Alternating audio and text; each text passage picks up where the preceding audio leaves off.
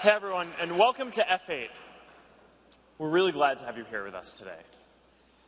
Last year, we introduced a different kind of F8. The new F8 isn't about some big new product announcement or change in direction. It's about bringing our whole community together to talk about how we can help you build, grow, and monetize your apps. And we've focused on these themes a lot over the last year, and our developer community has made some incredible progress. We've doubled the size of our developer community across the whole range of Facebook services. There are now hundreds of thousands of developers building on Facebook's tools, including more than half outside of the US. More than 30 million apps and sites have been built using Facebook's tools. Last year, we drove more than 3.5 billion app installs. People shared more than 50 billion pieces of content from apps that they're using to their friends on Facebook. We've paid out more than $8 billion to developers in the last 5 years. And more than 90% of the top 100 apps on iOS and Android are integrated with Facebook. Because of all the apps and services that you're all building, the Facebook ecosystem is stronger than ever. So I want to take a moment to thank you for being a part of our community and for choosing to work with us. You're the ones who are connecting the world, and we're really proud to serve you.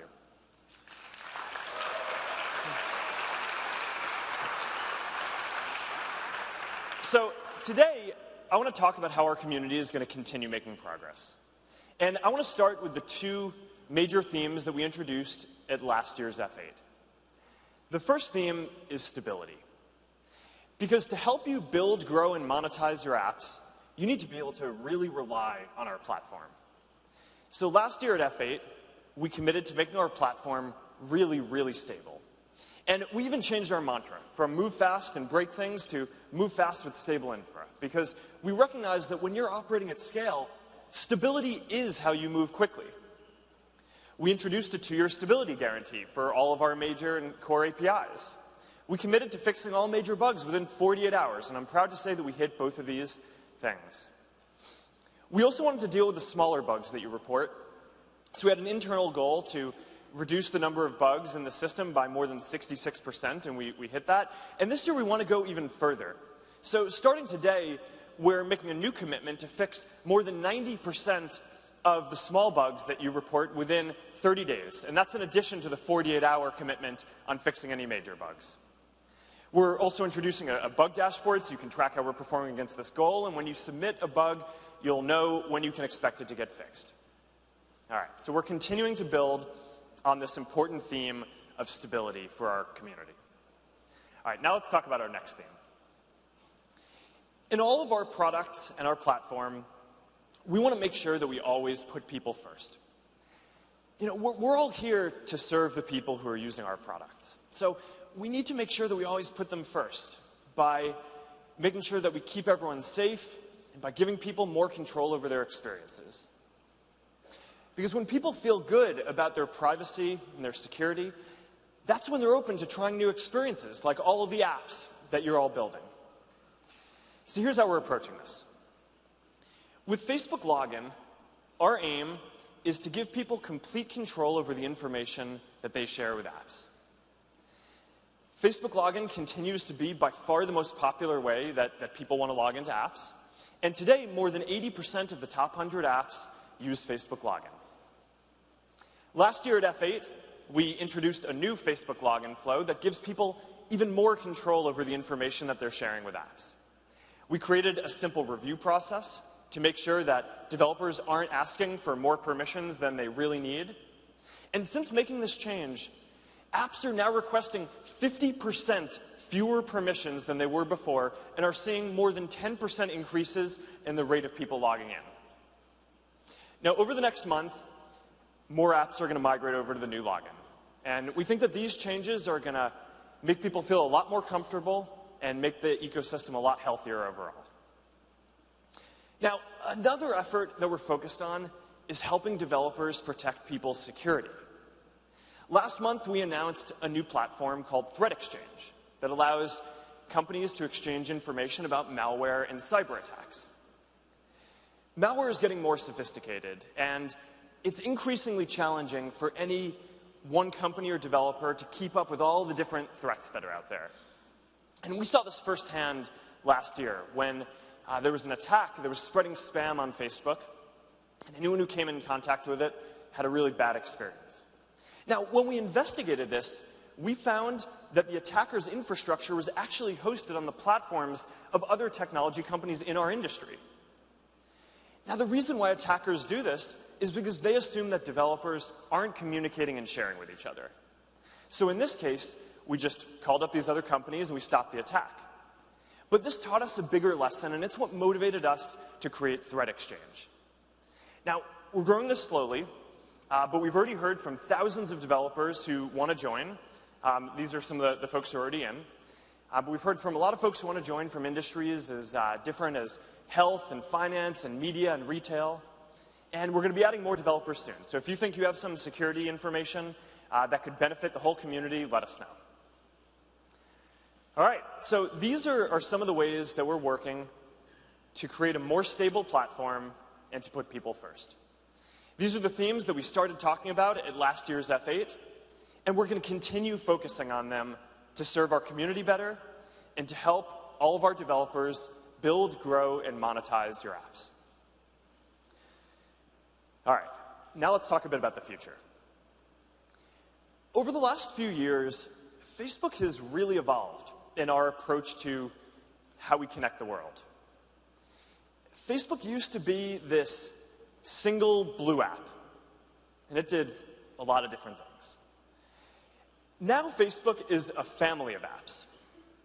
More than 1.4 billion people use the core Facebook app, but also more than 700 million people use Groups, and 700 million use WhatsApp, and 600 million use Messenger, and more than 300 million people use Instagram every month. Now, we're building this family so we can offer unique world-class experiences for all of the ways that people want to share. Because people need to be able to express everything that matters to them with all of the different groups of people that they care about. This is how we give people the power to share and to make the world more open and connected. Now, there are so many more ways that people want to share, that this family is just going to keep on growing. But it's important to keep this shift in mind because moving from just being a single service to a family of world-class apps for helping people share in different ways is the biggest shift that we've made in our strategy of helping to connect people in many years. Now, this also reflects the fact that the content that people want to share is changing too. Over time, there's this really clear trend that technology gives us tools for sharing richer and richer content with an increasing frequency.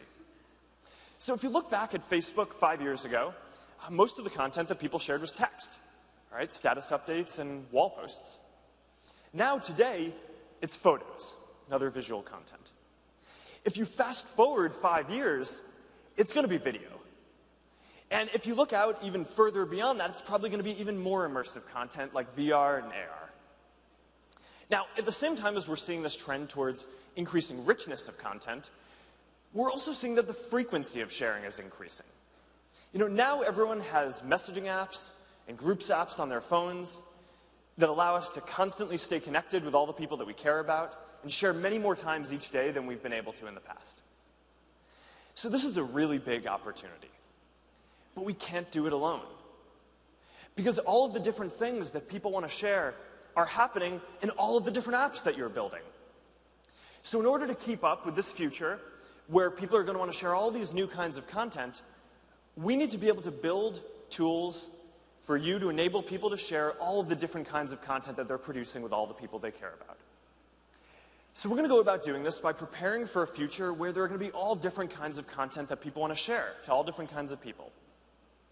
So let's get started today by, I want to show you something kind of fun. It's a bit futuristic, but it's an example of the kind of content that we expect to see in the system over time. So right now, we're at this interesting transition where we're starting to see traditional video blend with even more immersive content. Now, when you think about virtual reality, a lot of people first think about gaming. But I actually think that video is going to be even more engaging in a lot of ways.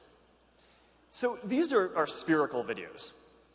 You can move around within it, and you can change your viewing angle, and that's possible because the videos are filmed on up to 24 different cameras at once. Now, this is a new and much more immersive type of content. It's not something that you just consume passively. You're actually interacting with it, and you feel like you're there. So soon, we're going to start supporting spherical videos in Newsfeed. People already watch more than 3 billion videos a day in Newsfeed, and it's some of the most engaging content in our system. We're going to bring spherical videos to Oculus too.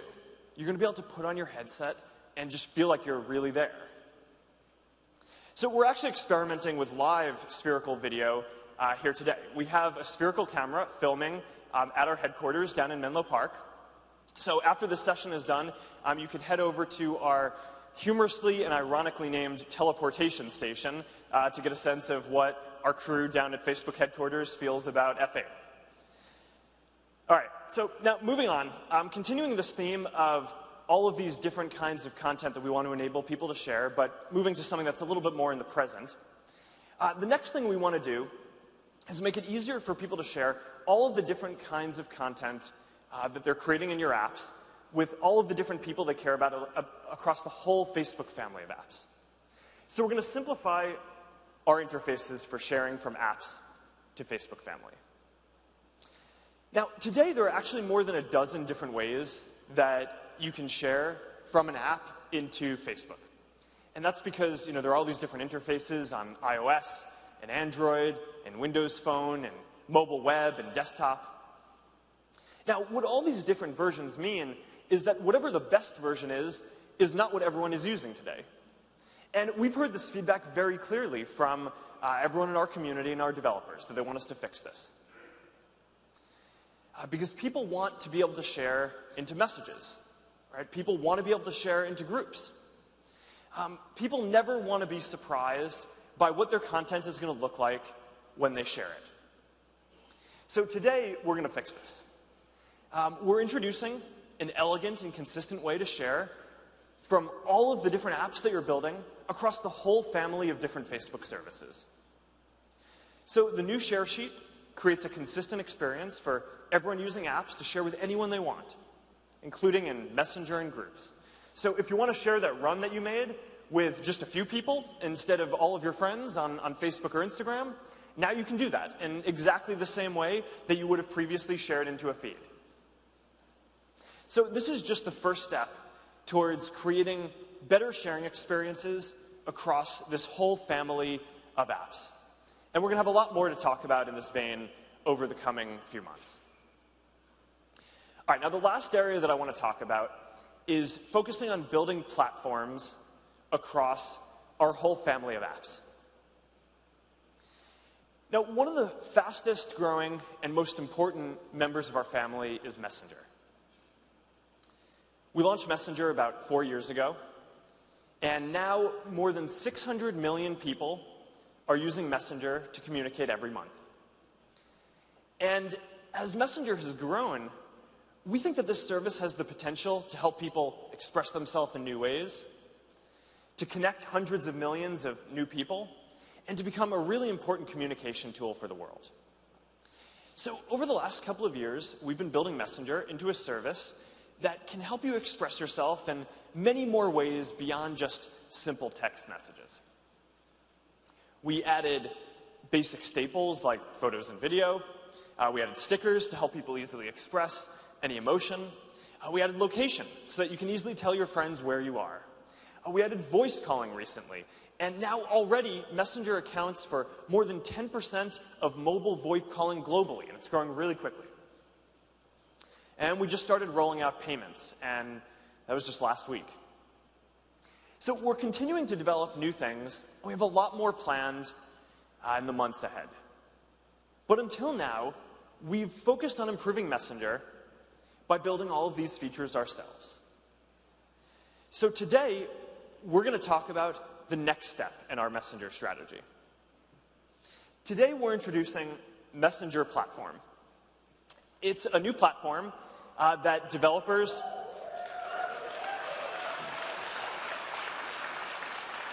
Messenger platform is a new platform that developers can use to build apps that help people connect with the more than 600 million people who are using Messenger as they communicate every day.